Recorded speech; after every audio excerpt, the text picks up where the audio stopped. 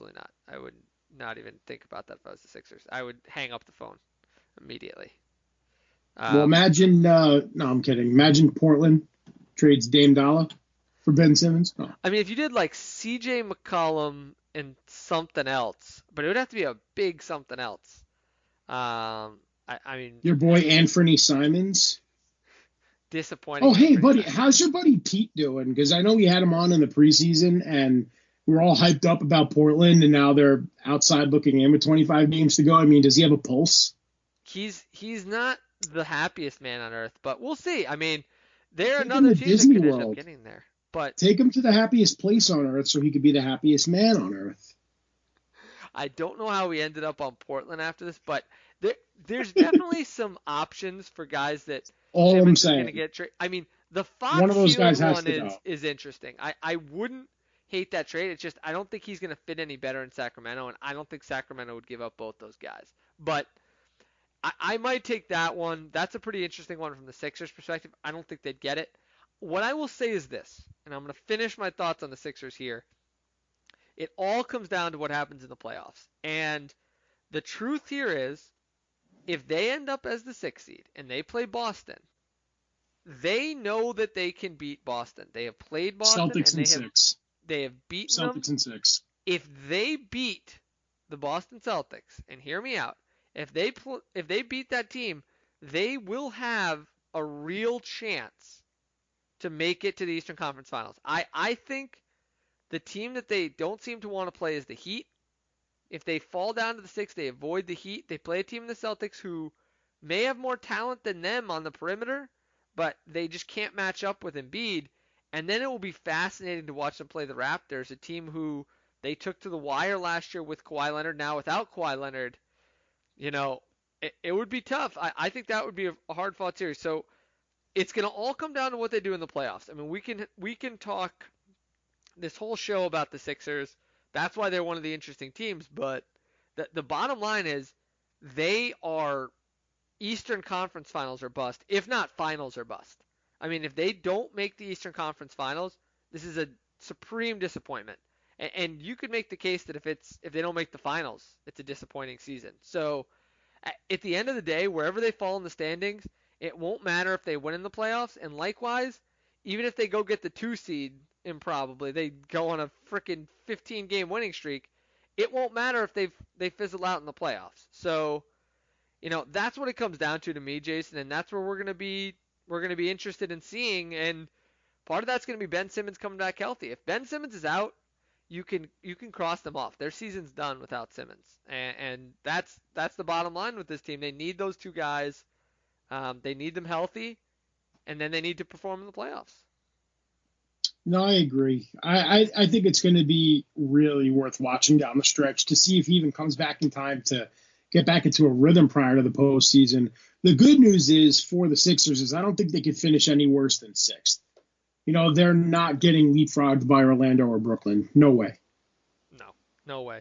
I mean, the thing that'll be interesting for them is that the other teams, the 1-2, if the Raptors hold on to the 2, them and the Bucks kind of get a pretty nice slate with either the Nets or the Magic. I mean, if the Nets had Irving or Durant, it'd be one thing, but without those guys, it's just a different team. I mean, they're going to be frisky, but they're not a real contender. So, when you Well, look at do you know that, how we have Ben's Bulls Blues? yeah, oh boy, Well, right now I have Jason's Nets Knots because the Nets are on their way to a fifth consecutive loss. They've been leapfrogged by the Magic in the standings.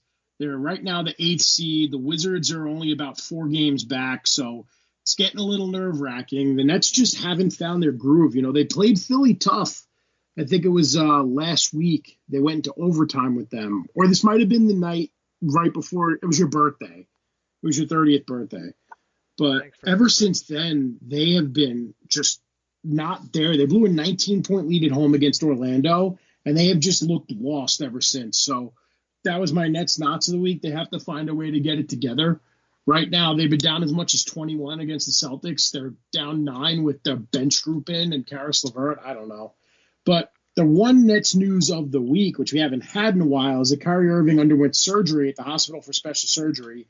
in New York City to fix his shoulder impingement. Said this on the last show, Ben. He's out for the season. Get that surgery, correct the issue. Don't pull a Darren Williams and keep giving him cortisone shots. And you got to hope and pray that him and Durant come back healthy. And summer workouts for this team are going to be crucial. So best wishes to Kyrie for a speedy recovery and get back, because I want to see what the Nets look like with their two stars. Yeah, I mean, Durant's going to be a fascinating piece. Watching parts of the season, I mean, if you're a Nets fan, which you obviously are, you almost must. I mean, I have to imagine there have been points in the season where you say to yourself, are we better with Spencer Dinwiddie than we are with Kyrie Irving? Dinwiddie doesn't look like himself lately, man. But I don't know if it's defensively, I mean, it's not even close defensively. I mean, you're looking at Dinwiddie, who's one of the best at his position defensively. As if he's at point guard, I mean, he's a two guard in terms of his size. When he plays point guard, he instantly becomes one of the top 5 to 10 defensive players at this position. And Kyrie Irving is on the other end of that list. Just truth be told, I like Kyrie Irving. I mean, I like his game. I'm not trying to rag on Kyrie Irving. He's one of the 5 or 10 best offensive players, maybe in the league, certainly at his position. But defensively, he's just not that guy. And with Dinwiddie, you do see that he can be that kind of player. And I think the Nets are going to have to choose between those two. And I don't think it's going to be a particularly hard choice for them, although maybe it should be. And that's the thing that's going to kind of be the clock ticking midnight or something for the Nets, if you will, is that they're going to have to figure out which guys they're going to keep. I mean, I have to imagine they're going to keep Harris. I mean, I just don't think you can let that guy go. He's too valuable in today's NBA. And that means that it might be Dinwiddie when this current contract, this absolutely brilliant contract that Sean Marks gave him, when this expires, it's hard to imagine them keeping him. And I think that's the thing for the Nets that's kind of interesting is, with the money they paid DeAndre Jordan, the money they're going to have to pay Jared Allen, the money they're going to probably have to pay Joe Harris, you got to wonder if the musical chairs are going to stop with Spencer Dinwiddie not having anywhere to sit. It's tough, but it seems like the logical choice, because I think the Nets in no way, shape, or form should trade Caris LeVert, because when he's healthy, he could be the third star on this team. Imagine with Irving and Durant healthy and at their best, what LeVert's going to do is that third option. Now, if they do keep everyone and they really just get Joe Harris back and maybe get another stretch 4 to back up Durant and can, like a bruiser, I'd love for Serge Ibaka to take a discount, but I highly doubt it. We'll see what happens in the offseason, when they get all that straightened out. But Dinwiddie will be at his best coming off the bench and playing in crunch time. That's what I want to see. This season is not fair. I know I've been calling it house money. You have no idea what the Nets look like at full strength. Not one clue. So it's hard to judge and make those decisions right now. It's so accurate. But at any rate, Jason, we're just about done with today's show. But before we go, of course, we have to do our favorite segment. And don't worry, I remember. It is the Kobe Bryant marquee matchups of the week. And Jason, being the gentleman that I am, I'm going to let you lead this one off. So 2 of the best up-and-coming teams in the West will take on each other on Wednesday, March the 4th. We have the aforementioned New Orleans Pelicans at the Dallas Mavericks. We haven't talked about too much, but they're firmly locked in on track to make the playoffs with Luka and Porzingis. So that'll be a good way to kick off your week after you listen to this fresh new episode of Baseline Jumper. Yeah, and speaking of good ones here, Jason, I mean, this might be the best marquee matchups we've had of the season. Because Friday, the Milwaukee Bucks, number 1 in the East, travel to the Los Angeles Lakers, number 1 in the West, for what is truly a marquee matchup, Jason, between perhaps the 1 and 2 in the MVP race at this point, LeBron James and Giannis. I mean, this race should be over. I don't know how. If you're not voting for Giannis this year, I don't know what you're smoking, but I'd like to try some because, I mean, this should be a unanimous MVP a la Steph Curry. When they had that 73-win season. He's been that good. The Bucks are that good. He deserves it, and I can't wait to watch the Bucks play the Lakers because that's going to be an absolute bloodbath. Before the season, we talked all the Sixers, Clippers. We discounted the Bucks. I know you were a fan of their offense, but this team now with Marvin Williams, I mean, If the Bucks don't win the East and end up facing the Lakers in the finals, I'll be shocked. Even though I have the Clippers, you have the Clippers. This is a fast track to the NBA Finals right now. The way LeBron looks turning back the clock and the level Giannis is at, absolutely incredible. And then we're going to stay with the battle for LA. And we have Lakers at Clippers on Sunday, March the 8th. That day will go down in history as the day Ben and I were going to go to Nets Bulls in Brooklyn. But instead, we're going to save our money because I'm going to James Dolan's house. And we're going to watch Lakers at the Clippers, and I'm going to convince him to sell the team.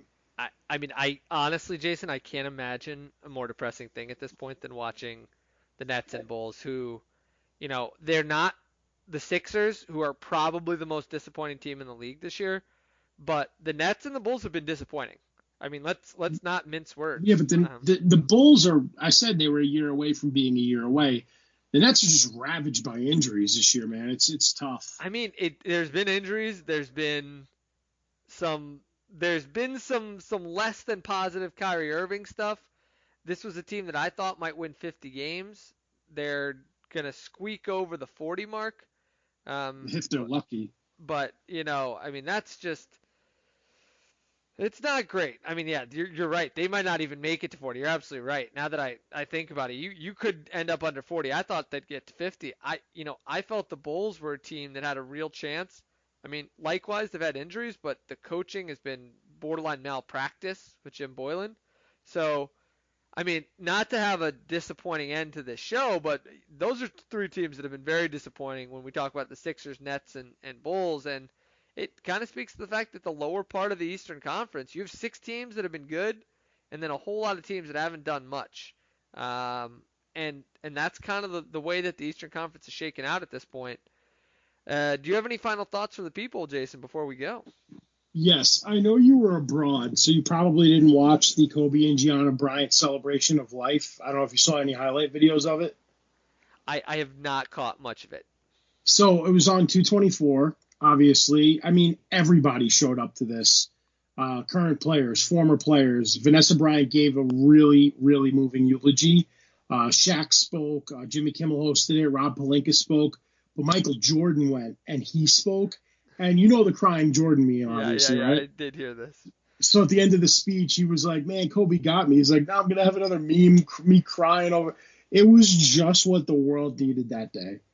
It was such a perfect way to end what Jordan had to say about Kobe, Gianna, and everyone else that lost their lives on January the 26th. But if you haven't seen the video, because I know you were away, it was well worth it. I was crying, laughing.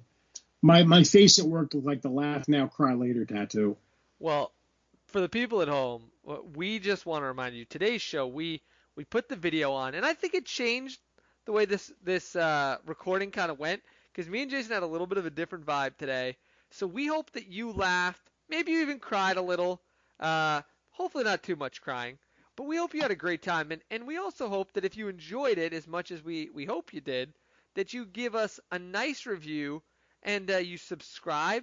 Maybe you throw in 5 stars if you're feeling generous. I mean, that's what I would do for you, Jason. I would give you 5 stars any day. Oh, thanks so much, buddy. I can't say the 5 stars, please, this week. That was a perfect way to end the show. Happy to be back. Happy you're back stateside, and we're going to keep this train moving. Only one show this week. We're going to let Ben recover from his jet lag. We'll be back next week. Enjoy your week of basketball, and remember, you stay classy, Pittsburgh.